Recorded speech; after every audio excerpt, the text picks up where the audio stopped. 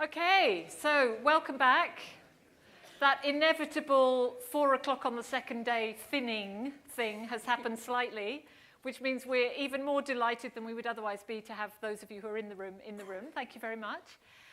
So what we're going to do very quickly is we're just going to hear a little bit of reporting from the 7 streams which have been running. So in case you weren't able to be in a stream that you were nonetheless quite interested about, just a little flavour of that. I've also asked some colleagues, some participants in the conference have very kindly agreed to step forward and talk about a little bit about their experience of the conference. And then we won't have much more to do after that before you can go and get ready and put on your ball gowns and whatever else you want to wear for the dinner tonight. So without more ado, we're going to hope that this works. So 2 things are going to happen. Most of the committee are on the stage, not quite all the committee. David and Naomi are hiding over there. I'm not quite sure why, how we let them off sitting on these really quite remarkably uncomfortable chairs. But anyway, well done you. And what you will see behind, as each person is reporting, is a word cloud, which is drawn from the abstracts for the conference. So it gives you a little bit of a flavour of each of the parallel streams. So I'm going to start with Bronwyn and Stream A. Is this on? Yes, it's on. So our first stream, Stream A, was about wash management. And I think some of the observations, David and I were the theme leaders for this stream, and one of the observations we made that there is greater representation by government at this conference than there ever has been, and we really were excited by that, welcomed that, particularly given that we've heard so much about the importance of political leadership at this conference, particularly in the plenary sessions. And there's universal agreement now about the importance of duty bearers performing their roles to sustain services in the long term. So we heard a lot from particularly CSOs supporting NGOs, or supporting government to do those at all levels, so national, local and community, and that being very important for accountability. We also heard a lot about the importance of improving multi-stakeholder engagement and integration, and the importance of communication. Communication came up a lot. Is it in the word cloud? No. Well, that's the difference between what was said and what's in the abstracts. Oh, there it is. So that would be bigger now. Also need to build capacity at multiple levels, and particularly the subnational level in a number of countries. We also, because this is a future-looking conference, David and I thought that perhaps at a next conference we could have a session on, whoops, that didn't go so well, like a kind of failures in the field session, which we think would bring out some of those times when the accountability maybe hasn't worked so well. So that's about it from us. Thanks. Great. So moving on to theme B, that was chaired by Naomi Francis and I. Naomi, where are you? Can you? There she is up the back. So big thanks to Naomi for all the work that she put into the theme. So our theme was business, financing, and the private sector. And we started out looking at support for government, and particularly things like public financial management reform, and the importance of advocacy and public voice, so that your funds and your budget match the function or the responsibility. An example of this was obviously operation and maintenance, and I'm sure that came up across a number of different themes. We also talked about the importance of having clearly defined asset ownership and how important that is particularly in that support for government. We looked at a number of different financing options, things like output-based aid in a few different contexts, and we looked at targeted subsidies, vouchers, and cash transfers, as well as microfinance and loans. We looked a little bit at trying to debunk the myths around targeted subsidies distorting the rural sanitation market. And there was evidence that that's actually not the case, but very carefully targeted subsidies can be very useful for being able to get access for the poorest of the poor. And we also looked at who pays and how do payment structures actually impact payment rates. And there was some really good research on that. We then got into the private sector, and we looked at models and ways that the private sector can be involved in WASH, and things like enhancing existing private sector businesses as opposed to creating new private sector businesses. We looked at the need, we talked a lot actually about the need for regulation so that the private sector's profit-seeking propensity doesn't compromise service, particularly for the poorest of the poor. And then we took a little bit of a detour this afternoon, and we talked a lot about fecal sludge management. So we're a little bit off topic, but an incredibly important topic to consider. We looked at tools to understand fecal sludge management, things like the SFD, service delivery assessment, and political economy analysis. We had examples from Indonesia and Bangladesh and looked at aggregating fecal sludge management for economies of scale and how that can be an important way to get citywide fecal sludge management. And we also looked at private sector participation. And I think Yup summed it up really, really nicely and said that a subsidy for fecal sludge management is required for public health safety. I'm Danny, and my co-champion is Barbara for Theme C, which was ensuring that WASH reaches everyone. So one of the things that came out was that there's a lot of complexity within WASH and WASH systems that we perhaps, it didn't come up so much when you just think of the MDGs as we achieve water or we achieve sanitation and such, and that we assume things are working, but we actually need to take a deeper dive. We also talked a bit around how there are many cases where the marginalised, most marginalised aren't reached. There's also cases where either there is a potential for them to be reached or they are reached and the services are more expensive. So, for example, we were talking about in informal settlements and paying more for water, and talking about people with various disabilities and how much more expensive it is to have an accessible toilet.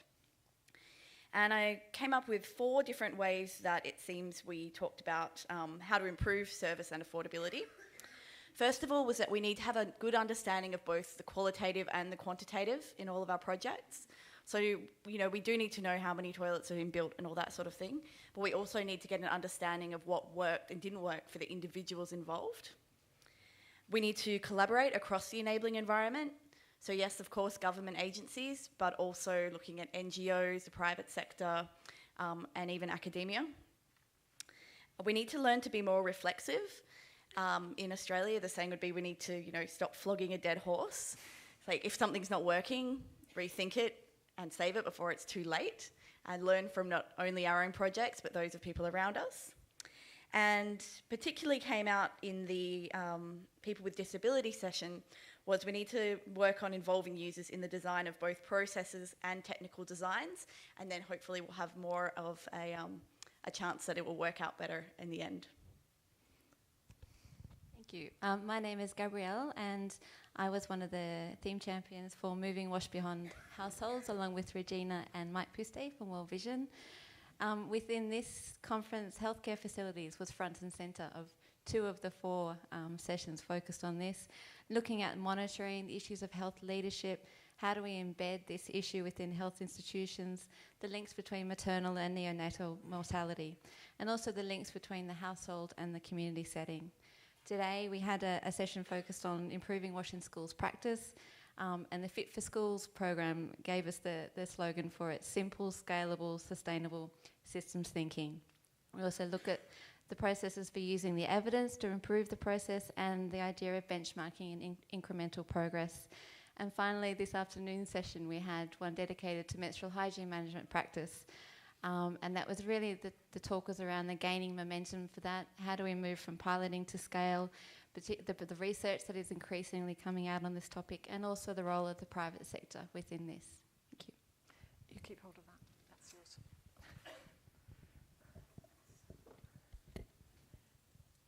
Hi, my name is Matt, and I was working with Gabrielle on the integrating hygiene to ensure health outcome stream.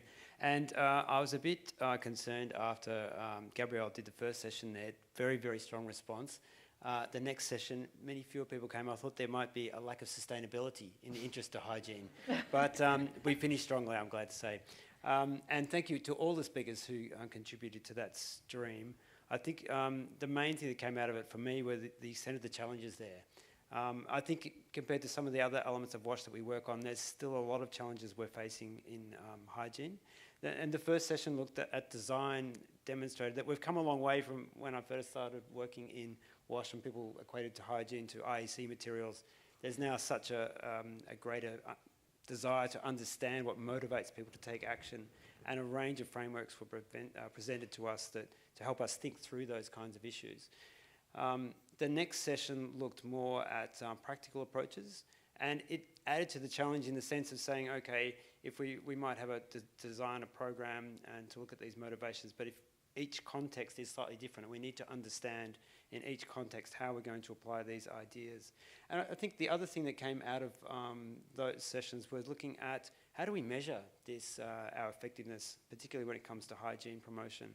And there was agreement in the sessions that we need to be better both at understanding or measuring the quality of our programming, but also the health benefits that are coming out of the activities that we're undertaking.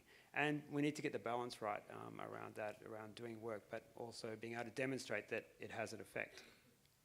And I did want to say just briefly that we had quite a few presentations that people were presenting really interesting and exciting ideas about things that they were starting to work on or had designed. And I really encourage all those people to find a way to come back when there's the next WASH conference here and to present the results from that work.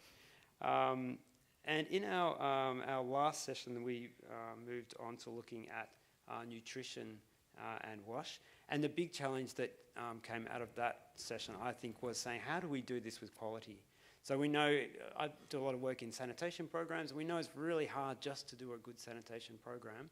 And we listened to some excellent presentations there that looked at programs that were very broad, beyond WASH and looking at nutrition and other sectors. How do we make sure that as we attach WASH, integrate them or coordinate them with those activities, that we maintain the quality and that we don't see WASH as just a tack on for that? So quite a few challenges raised in those sessions.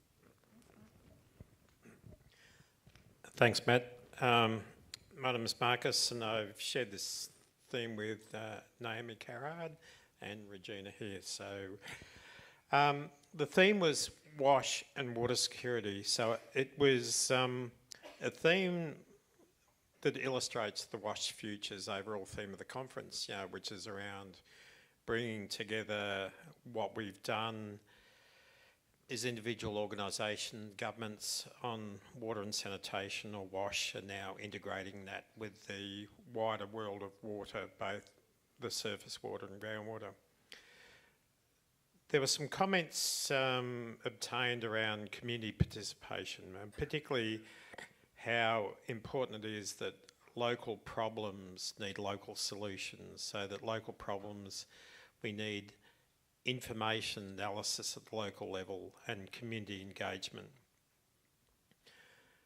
The importance of water safety planning as an instrument was really brought forward, and particularly how water safety planning, because of its systematic way in which it approaches the consideration of the issues, the context and solutions, particularly being able to develop solutions that work. And WASH and water security illustrated one of the challenges that we have in actually having a separate goal for water and sanitation. Actually brings itself a new dimension of complications around policy and data, and that data now needs to be much more active and much more available than has been in the past. But we've also got to be careful working both as practitioners, policy advisors, and also working to sort of share stories amongst ourselves, that we make sure that we have a reasonable burden on ourselves and our government partners in terms of reporting. And then lastly, part of the theme really illustrated the resilience in water and how we need to sort of really focus on that in that setting. Last session, which I facilitated, really brought out some real challenges though in monitoring, so both in emergencies but also in our normal activities. There were some comments there on how critical it is to decide when we're actually reporting between health practitioners, water managers and water service deliveries, what we report, and particularly from a medical point of view, choosing what diseases we actually think best illustrate the links to water and WASH. One of the presentations highlighted actually that sanitation on its own is certainly not a panacea if we don't look at the implications on groundwater and surface water. And the way we design and implement things is just so important.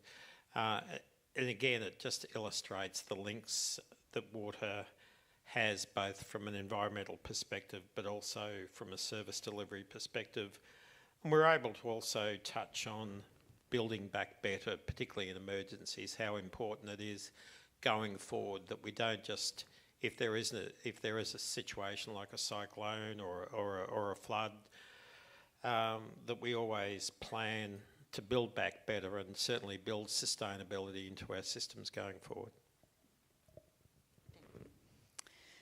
So the final theme was WASH in the Pacific, and I'd like to start by noting that although we had only one official session on WASH in the Pacific, actually there were 18 presentations altogether in the last 2 days around WASH and water security in the Pacific, which means that that's around 20% of all of the presentations at this conference, which I think is a fantastic outcome, both for the Pacific but for all of us who need to learn a lot more about the Pacific. Most of the key messages that we heard in that Pacific session are actually fairly well represented by the word cloud, which means we had a lot of compliance of people talking to their abstracts, which is helpful. So in particular, we talked quite a bit about the lack of, but critical need for policies and monitoring to support good WASH governance and service delivery for everyone. We heard about the current situation with access to water and sanitation in Papua New Guinea, which is very poor, but that their new WASH policy is good and that it presents an excellent opportunity to improve service delivery and governance of WASH, including to informal settlements. We also talked quite a bit about WASH and informal settlements specifically and the great challenges that exist in achieving universal WASH to these communities and people because of the complexities of insecure land tenure, hazardous environments, extremely socially and culturally diverse communities, typically high poverty, and the fact that most of these communities and people have fallen in a gap between urban and rural populations, and we see that both in terms of governance and service delivery. There was some great discussion around ways forward and some approaches that are seemingly showing signs of success and how we can support those endeavours. And finally, that we should be proud of the small but significant steps that have been made in the Pacific because it's really hard to do WASH in the Pacific. Thank you very much. Is that working? It's very hard to tell from down here.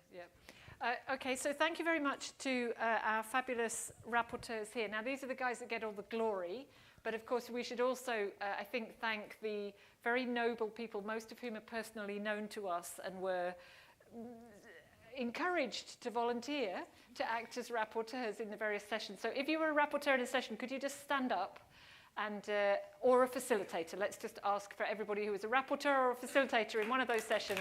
Thank you very much.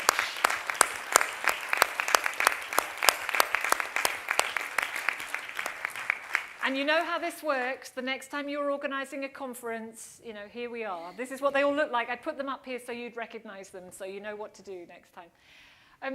So that's what we thought happened, but we thought it would be very nice to ask some people who are, you know, we obviously have a stake in this whole process having worked because we designed it. So we thought it would be nice to hear on your behalf from 3 participants at the conference. So it's my very great honour, first of all, to ask the Honourable Mr. Tanvir Aslan, who's the Provincial Minister for Housing, Urban Development and Public Health Engineering in the Punjab, who's very kindly agreed to reflect on his experience of the last 2 days.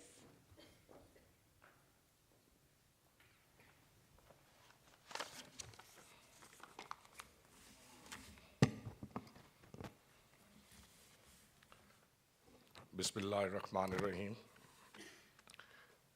dear dignitaries, delegates, and members of the organizing committee, ladies and gentlemen.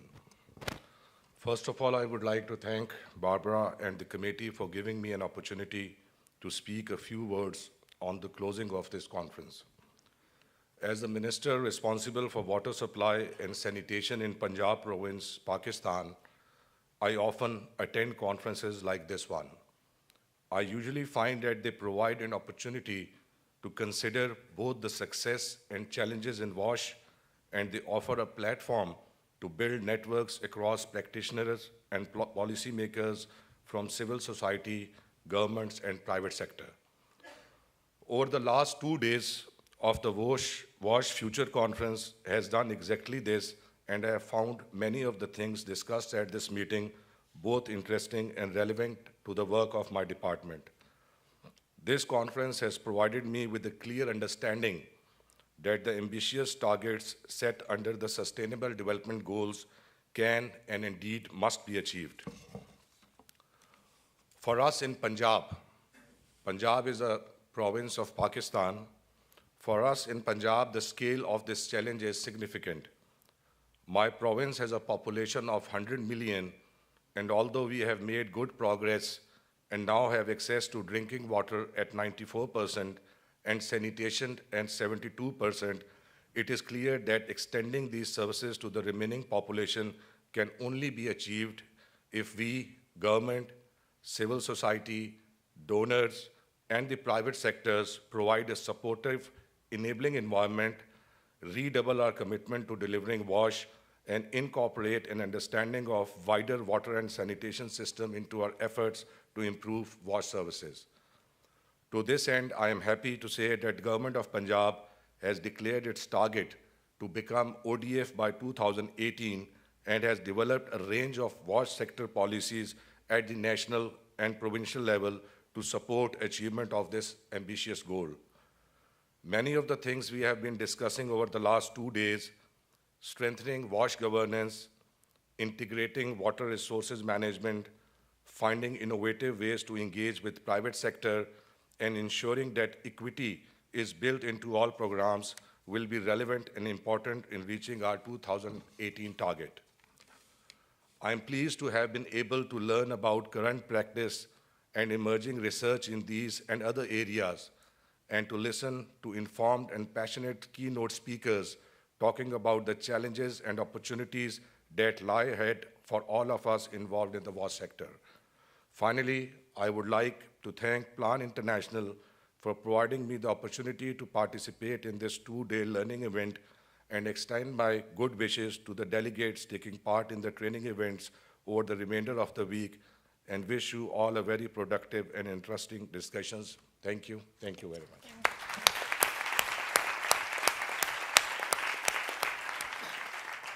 I must say, it's a very personal pleasure of mine to have the Punjab brought into this room, a place where I've spent a long and happy part of my career. So I'm just picturing myself in the heat of Punjab and thinking you still have a big job to do, but thank you very much.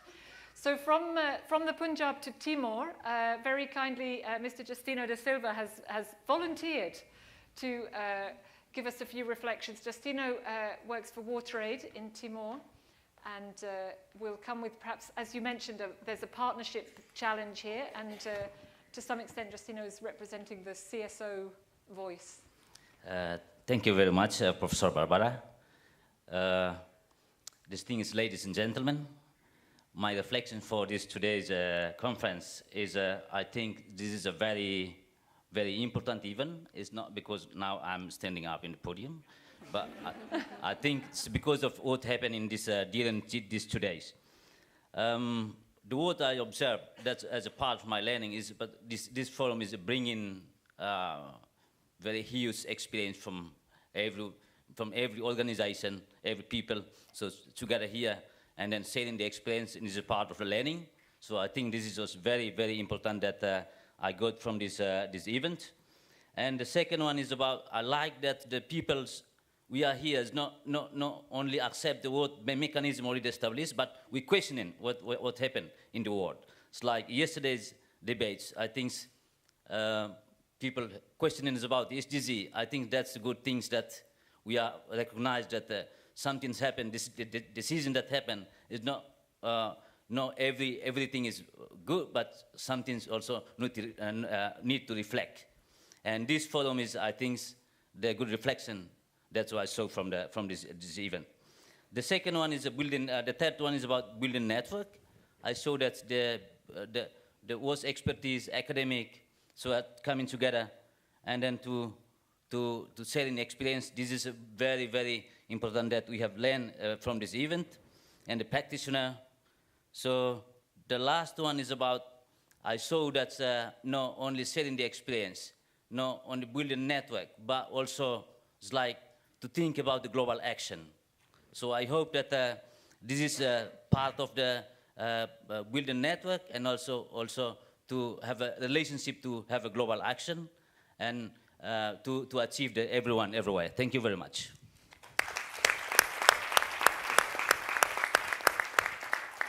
Thank you very much, Justino. That's really nice. And I do like the idea that everybody's come from all their kind of other places. Like, you know, I've come from academia and other people have come, and this is a space where you can sort of put that all to one side almost and just find out what we all know and what it all means and pull those strands of knowledge together, which is really nice to know that that's working. So finally, and slightly to illustrate the point that actually we do most of us come from multiple backgrounds, I was looking for a student representative to also reflect, and Nadika Vikram-Singh has very kindly agreed to be that student voice from Sri Lanka. Sorry about the whole South Asian thing, that's probably my bias. But Nadika also comes from the Ministry of Environment, Department of Irrigation in Sri Lanka. And I think that's also just something that's quite interesting, that all of us come from very multiple backgrounds and multiple realities, and that's something that we can all bring to this debate. Nadika. Thank you, Barbara. Thanks for giving this opportunity, distinguished guest and organizing committee. Actually, it's a bit excitement for me when I was invited to present my ideas. I hope all will bear with me. Actually, when I was coming to the WASH conference, I was interested to know what is WASH activities. As a public servant in my country, which is I'm responsible for water management in my country. My organization is responsible for water management. My work is not directly related to water quality, sanitation, and hygiene, but I am in water resources planning and management. So increasing water quality issues in my country made me interested in this conference. When I stepped into this conference, I didn't have feeling that I am well within WASH activities. And I thought I am only related to WASH activities. But to answer Barbara's question in the morning, I was a bit excited to answer in the morning. Yes, I am one person who changed my mind yesterday. Now I believe that I, representing water resources planners, are well within WASH activities. I want to present my two ideas about this WASH conference. Actually, I'm very happy. I heard from many speakers about coordination between water sector professionals. Yes, I strongly believe it. If I talk about my experience, there are many government organizations responsible for water in my country at different levels. Some organizations in water resources planning, and some in water distribution and for agriculture, and some other organizations use same water resource to distribute water for drinking, and many organizations sharing the same water resource for different needs, different water needs. Bit of conflicts, but we have to manage them. So there are organizations under central government, some organizations under local and provincial institutions. And health and sanitation comes in some other ministry. So many authorities in WASH activities. So coordination is is very much important. No matter, I hope the final target of any organization is to supply safe water to public.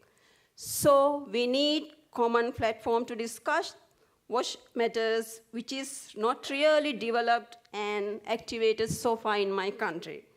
So I am happy. WASH professionals have identified the need, and from yesterday we were talking about the coordination between different water sector professionals. One other thing I would like to mention, when we talk about water security, climate resilience improvement, we have to think, do we have developed knowledge on vulnerabilities and the forecast impact due to climate change? I understand WASH identified the importance of climate resilience improvements, and I hope we need to identify the localized impact due to climate change in local water resources in order to plan and implement sustainable WASH climate resilience activities. So it should be going beyond global and regional impacts.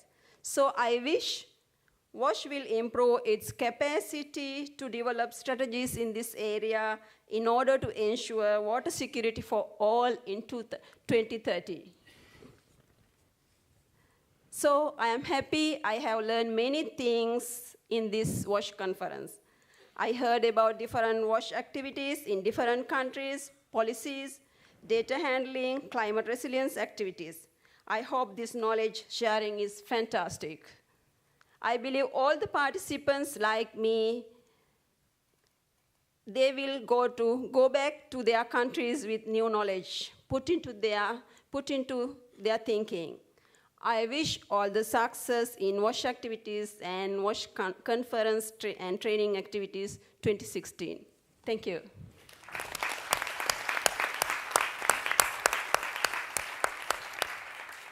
Thank you very much, Nadika. And I would like to particularly thank the three speakers, because it's extremely hard to be asked to make a presentation about a subject you don't even know what you'd want to say before, when you've just been asked. So I really do appreciate that contribution. So that's kind of it for the conference. There's a few little bits of housekeeping and follow-up work to do. But a couple of things I just want to remind you. First one is that, of course, we now have 3 days of training. We've very kindly... what does it say up there? Closing. I hope it's not saying something I shouldn't be doing. We very kindly arranged for a slightly later start tomorrow morning, but only tomorrow morning. So the tea is available from 9:30 tomorrow, and the training sessions will start at 10. So there's plenty of time for you to go for a very healthy run along the Brisbane River, bicycle ride. If you get up at 6, you can see people rowing, I noticed the other day. It's quite exciting. Also, we have the dinner this evening. The dinner starts at 6:30.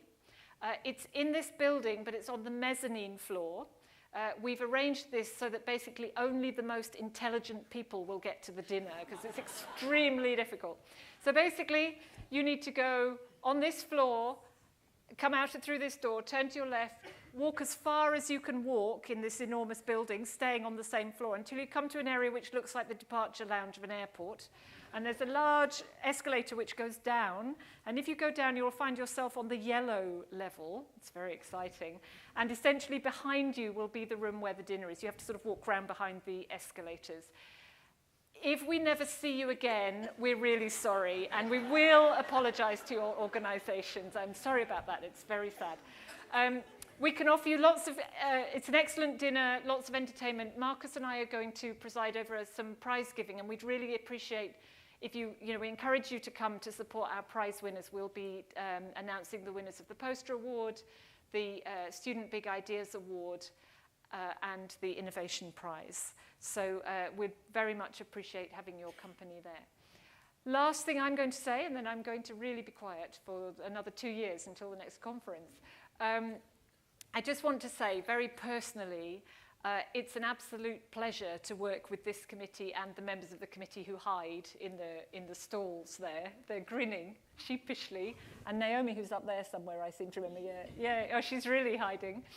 And I really, as somebody that's worked in the WASH sector for a long time, I I really want to personally acknowledge the contribution made by the Australian WASH community and the fact that the community as a whole can come together and produce this result, coming from all sorts of different sectors, from universities that sometimes compete with each other for resources, all of those things, and putting all of that aside to bring together this event. It's an absolute honour to be part of it, and they're all extremely nice, and they really are worth getting up at 6 o'clock in the morning for. So I really want to thank them for giving me the opportunity.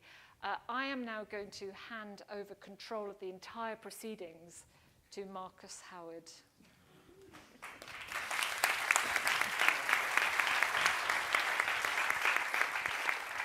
I think it's on. I think it'll be on. It's on. Good. I couldn't find the on switch anyway, so just as well. Thanks, Barbara, and thanks very much for that great wrap-up. From a DFAT perspective, WASH Futures, a look at the future of WASH and the integration into SDG 6 is really a timely event, because the challenge going forward, which we just constantly need to talk about now, is how WASH and water resource management contributes to the 2030 agenda. And of course, it's both a challenge and it's an opportunity to integrate the different aspects of that, how WASH becomes a hub for urban development, food and energy, ecosystems, and the links around climate and health. But of course, the important aspects of how it all comes together through sector finance, through education, through research, through just sharing stories like we're doing at this conference. From the point of view of the value, what's the value of a conference like WASH Futures? It really does help us all in our own individual development. As Barbara said before, we have a very diverse range of people coming to the conference. But even in my case, coming to development as a sort of fairly traditional pipes and treatment plant sort of civil engineer, the whole sequence of the WASH conferences has been so important in terms of developing our understanding of the sector and the challenges in there. We had a really good discussion the other day with Julianne Cowley, who's now the branch head for our particular section, which illustrated the importance of capacity building and really the relevance of something like our conference and bringing together both governments, civil society, researchers, policy advocates, and also we're starting to reach out. We probably haven't achieved it yet, but reaching out to the private sector, the finance section, so that we can really integrate what we're doing in the sector.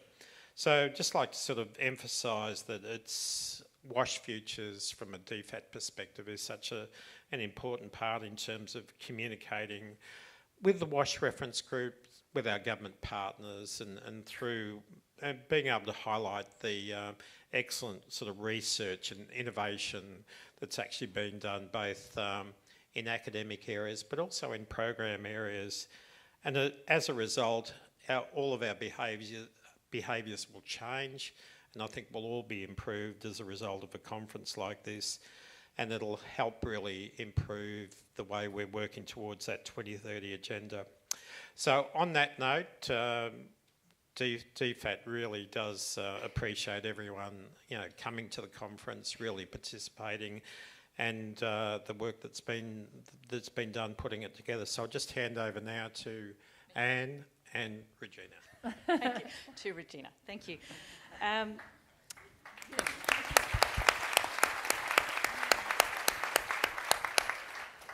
So I wanted to start by saying that personally I have really enjoyed this conference, even though I might have slightly overcommitted as a participant and an organiser.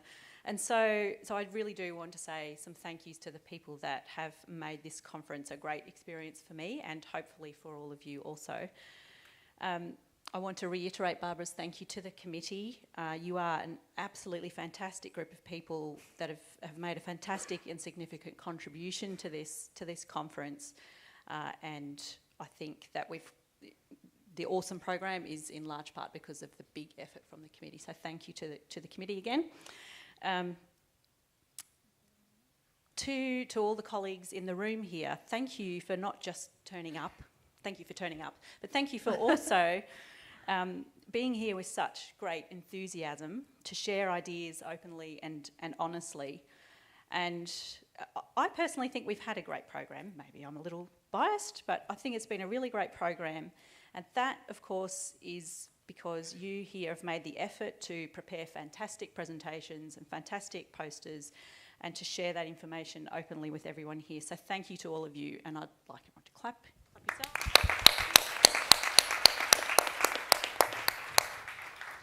To our event organisers, Aussicom Plus, hopefully in the room, Michelle and Lucy, somewhere, waving, hopefully.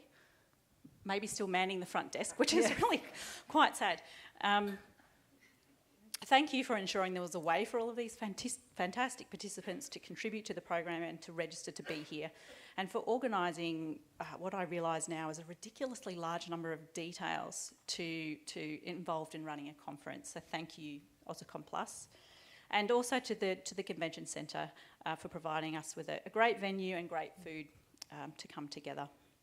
Andrew and Wendy from TEM, who have done a truly fantastic job with the AV, which I think has gone without a hitch, which I have to confess to being quite surprised to. So thank you, Andrew and Wendy. Thank you to our fabulous cast of volunteers who have done a really admirable job of shepherding the 400 of us around this venue, which I have observed as being a very large task, because we all like to stand around and chat a lot. So thank you to the volunteers for getting us to the right places at the right times. From my own organisation, the RWC, we have been supported by a fantastic bunch of people, but in particular, Kylie, Vera, Sinead, Agnes A, you need to stand so we can all thank you very, very much. Come on, Vera.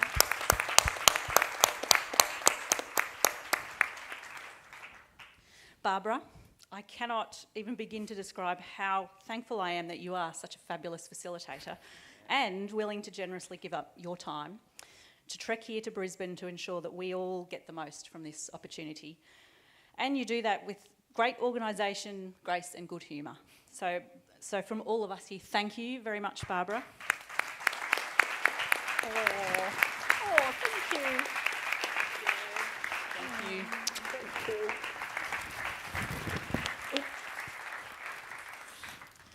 And finally, on behalf of all of us in this room, a very... You okay? From all of us in the room, a very big thank you to DFAT for conceiving and championing this gathering, for generously providing significant financial support to the running of this conference. Without that support, I know that many fewer of us would be here to be able to be participating. So thank you very much, DFAT. And now, on that note, I'll hand over to Anne. So I'll pick it up from there. I was going to start, and I think I'll duplicate what Barbara said earlier, and thank all of the facilitators and the rapporteurs. Without people facilitating all of these sessions, we would have had a whole lot of very confusing presentations. But between the facilitators and their excellent work and the rapporteurs who have very carefully documented everything, we will have both a coherent program, and we will also have something that we can hand out later that will be available on the website. So thank you to all of you for your efforts.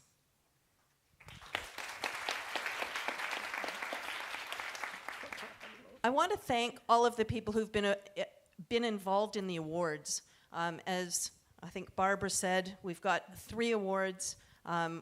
We've got the awards for the poster sessions, so thank you to all of you who put such a great big effort into preparing all of those really fabulous, interesting, detailed posters, and for everybody for voting for your favorites, and we'll find out who wins the posters tonight.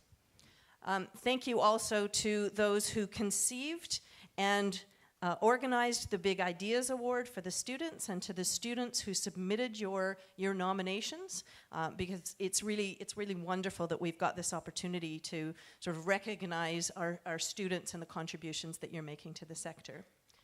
And the third award is the Civil Society Innovation Award. And again, thank you to Bronwyn for conceiving of the award and for organizing all of that, and to all of you who submitted videos.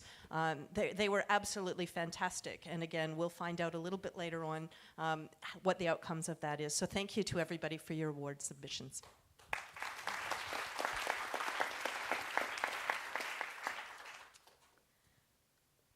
I guess next, Regina has mentioned DFAT, and I want to just quickly thank Marcus and the rest of our section, Stephanie and Robin, who are here, who have really picked up the slack when Marcus and I have been focusing on the conference and perhaps not always on some of the other things that are also important in our work. So thanks for your support.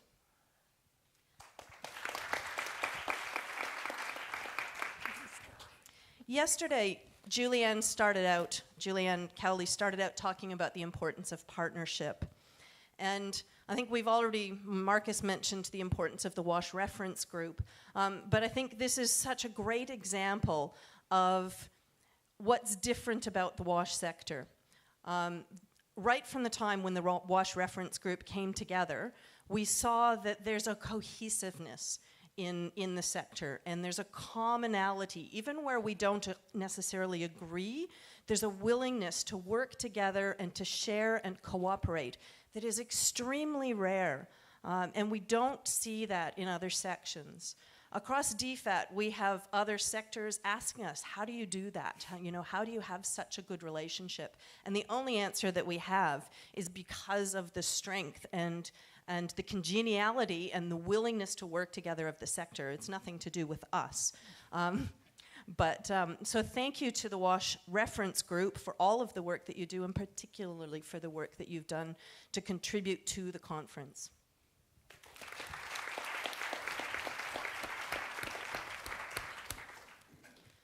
I really want to thank all of our keynote speakers and our debaters. I think by having such a strong set of sector champions coming as our keynotes and coming together for that fabulous debating session yesterday, it really lends strength to the conference. It brings some new ideas, and really they came together to challenge us in ways that perhaps we haven't been challenged or haven't thought about before. So Katerina yesterday, she started us out beautifully thinking about that big picture and thinking about advocacy and championing and getting governments really engaged and committed to improving the sector. And then Dawn Blackmore really challenged us to think in a new way. And tonight, we've heard that bringing together WASH and water resource management and thinking about that bigger picture and the challenge of the SDGs. Bruce Gordon this morning, again on the SDGs and following that up and really talking about what does that mean and how do we get there? And then Pak Nugroho really giving us such a fabulous example of Indonesia and how the Indonesian government is embracing the sector and challenging themselves with such ambitious targets of reaching 100% coverage by 2019. The debaters, Duncan, Ian, Louise, and Stuart, you did such a fantastic job of really bringing such a challenging question together. So we want to thank all of you for your contributions to the conference.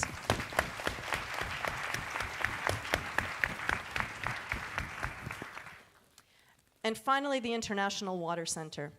Again, going back to partnerships, we couldn't have done the conference without the contribution of the International Water Center. This is the third conference that IWC has managed for us, and we've done that this time really in partnership. And really, really closely together. The number of hours, the amount of effort, the amount of energy, the championing of the conference, promoting it, getting all of the word out to you. None of this would have happened without all of that by the International Water Center. They have been fantastic partners for DFAT over the years and for many of us in the sector. Mark, for your leadership, and most particularly because she was leading the work on the conference, to Regina. Big thanks for all of your work. I think you've been a support to us, and I wouldn't have been able to get through this without you.